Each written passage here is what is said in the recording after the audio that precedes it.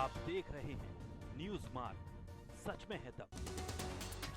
Hathras gangrape कांड मामले में यूपी सरकार में माध्यमिक शिक्षा विभाग के दलित राज्य मंत्री गुलाब देवी का भावुक बयान सामने आया है। संभल जनपद के चंदौसी में राष्ट्रपिता महात्मा गांधी की प्रतिमा पर माल्यार्पण के लिए पहुंची राज्य मंत्री गुलाब देवी ने कहा कि वो भी एक मां है। हाथरस गैंगरेप कांड की घटना निंदनीय और घृणित है। इस घटना के मामले में सरकार बेहद चिंतित है। सरकार सक्रिय कदम उठा रही है। जांच के बाद जो भी दोषी सामने आएंगे उन्हें बख्शा नहीं जाएगा। बेटियों की सुरक्षा सरकार की जिम्मेदारी है। राज्य मंत्री गुलाब देवी ने हाथरस गैंगरेप कांड को सरकार के खिलाफ मुद्दा बनाए जाने पर विपक्षी पार्टियों पर निशाना साधा। राज्य मंत्री ने विपक्षी नेताओं पर तंज कसते हुए कहा कि विपक्षी पार्टी मुद्दा रहित है। विकास और जनता के हित के लिए विपक्षी पार्टियों के पास कोई मुद्दा नहीं, इसलिए हाथरस गैंगरेप कांड को सरकार के खिलाफ मुद्दा बनाकर सियासत चमकाने की कोशिश की जा रही है। हाथरस में जो भी मामला हुआ है, क्योंकि मैं भी एक मां हूँ, ये मामला बहुत ही निंदनीय है, घृणित है। संभल में पुलिस की चेकिंग के दौरान पुलिस और दो बाइक सवार बदमाशों के बीच मुठभेड़ हो गई, जिसमें एक सिपाही को भी गोली लगी। योगी सरकार के पुलिस अपराधियों पर ताबड़तोड़ एक्शन में नजर आ रही है और इसी क्रम में संभल पुलिस अधीक्षक अपराधियों के लिए काल बने हुए हैं। पुलिस अधीक्षक यमुना प्रसाद ने अब तक जिले में करीब 60 एनकाउंटर किए, जिनमें चेकिंग के दौरान चंदौसी थाना क्षेत्र की पुलिस दो बाइकों पर सवारों से मुठभेड़ हो गई, जिसमें बदमाशों की एक गोली मोहित सिपाही को लगी। पुलिस ने जवाबी फायरिंग की तो दोनों बदमाश पुलिस की गोली लगने से घायल हो गए। इसके बाद पुलिस ने उन्हें गिरफ्तार कर लिया। वहीं पुलिस आगे की कार्रवाई में जुट गई है। ये जनपद संभल में अपराधियों के विरुद्ध अभियान जारी है। इसी क्रम में एक लूट की सूचना चंदौसी थाना अध्यक्ष को मिली थी। यहाँ पे घेराबंदी की गई। कैथल रोड के पास में पतरौआ चौराहे के पास में घेराबंदी की गई तो दो मोटरसाइकिल से कुछ अपराधियों ने पुलिस पे फायर किया, जिसमें हमारा एक मोहित गौतम कांस्टेबल घायल हुआ। प्रदेश कांग्रेस कमेटी की अपील पर पदाधिकारियों और कार्यकर्ताओं ने सरकार द्वारा लगाए गए 3 कृषि कानून के विरोध में नगर में पैदल मार्च निकाला। कार्यकर्ताओं ने जय जवान जय किसान का नारा लगाते हुए कानून वापस लेने की मांग की। शहर अध्यक्ष तोकीर अहमद के नेतृत्व में कार्यकर्ताओं ने कृषि अध्यादेश के विरोध में नगर के चंदौसी चौराहे से पैदल मार्च निकाला। इसमें कार्यकर्ताओं ने जमकर सरकार के खिलाफ नारेबाजी की। वक्ताओं ने कहा कि बीजेपी सरकार किसान हित की बात करती थी, लेकिन किसान से संबंधित कानून के बिना किसानों और सांसदों को विश्वास में लिया अध्यादेश लाकर किसानों के साथ कुठाराघात किया है। गांधी जी अगर जिंदा होते तो आज उनकी आत्मा को दुख होता। ये गांधी का देश है और गांधी जी के देश में अगर किसानों पर अत्याचार हो, अगर महिलाओं पर अत्याचार हो, तो इसे कांग्रेस पार्टी कतई सहन नहीं करेगी। मिर्जापुर के पटरी थाना क्षेत्र के बुरैया गांव से लापता 2 बहनों के अचानक गायब हो जाने की सूचना पर सक्रिय पुलिस ने 2 बहनों की तलाश कर दिल दहला देने वाले मामले का खुलासा किया। घर से निकली बड़ी बहन ने प्रेमी के साथ छोटी बहन को नगर घुमाया, होटल में खाना खिलाया और उसे नींद आने पर उसका गला दबाकर उसकी हत्या कर दी। उसके शव को रेलवे पटरी पर रख दिया। पुलिस ने शव को कब्जे में लेकर बड़ी बहन अंजलि और उसके प्रेमी को गिरफ्तार कर लिया है। बताया जा रहा है कि दोनों बहनें गुरुवार को बाजार से सब्जी लाने के लिए साइकिल से निकली थी। दोनों बहनों के देर रात घर न लौटने पर पिता ने पुलिस को सूचना दी।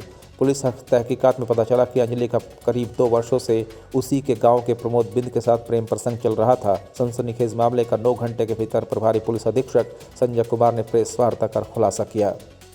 देखिए, कल 2-2:30 बजे के आसपास एक भरुइया गाँव पड़ता है, थाना पंडरी, जनपद मिर्ज़ापुर में 2 सगी बहनें अपने घर से साइकिल से सब्जी वगैरह लेने के लिए निकली थीं। काफ़ी देर शाम तक जब नहीं आई वो, तो पुलिस को करीब 9 साढ़े 9 बजे थाना पंडरी को सूचना मिलती है। उसमें सभी अधिकारी, पुलिस अधीक्षक नगर वगैरह से लेकर सीओ सदर और इंस्पेक्टर पंडरी सभी सक्रिय होते हैं और उनकी टीम सक्रिय होती है। रातों रात इसमें विभिन्न स्थानों पर जहाँ मिलने के स्थान थे, जहाँ रिश्तेदारियाँ थीं और जो हम लोगों को पता किया था, पूछताछ के आधार पर, प्राथमिक आधार पर जो चीज़ें सामने आई थी उसके आधार पर पता किया था। मिर्जापुर के चुनार में निराश्रित गोवंश आश्रय स्थल पर आयोजित कार्यक्रम में अति कुपोषित परिवार के बीच दुधारू गाय का वितरण किया गया। परिवार को 900 रुपये प्रति माह भी दिया जाएगा। इससे बच्चों को दूध तो मिलेगा ही, साथ ही परिवार को आर्थिक सहायता भी मिलेगी। वहीं गाय पाकर गरीब परिवार के महिलाओं ने सरकार को धन्यवाद दिया। चुनार में आयोजित राष्ट्रीय पोषण माह के तहत मंझवा विधायक सुचिस्मिता मौर्य ने 11 परिवारों को दुधारू गाय का वितरण किया। मुख्य विकास अधिकारी ने बताया कि उत्तम पोषण उत्तर प्रदेश रोशन की मंशा के साथ अति कुपोषित बच्चों को चिन्हित कर गाय दी गई है। गैया ले जा रहे हैं, सरकार की तरफ से मिला है बच्चों को पिलाने के लिए। मेरे बच्चे प्रसूतित हैं, किसके पिलाएंगे? अब बाहर से हमको दूध नहीं लेना पड़ेगा। माननीय मुख्यमंत्री जी ने वीडियो कॉन्फ्रेंसिंग के माध्यम से इस योजना का शुभारंभ किया है और उसी के तहत उन्होंने एक निर्देश दिया था कि पूरे स्टेट में जहां भी अति कुपोषित बच्चे हैं, उन बच्चों के घर वालों को हमारे जो ये आश्रय स्थल है वहाँ पर सहभागिता स्कीम के अंतर्गत जो दुधारू पशु रखे गए हैं, उनमें से जो दूध दे रहे हैं उनको इन परिवारों को देकर इन बच्चों को लाभान्वित किया जाए।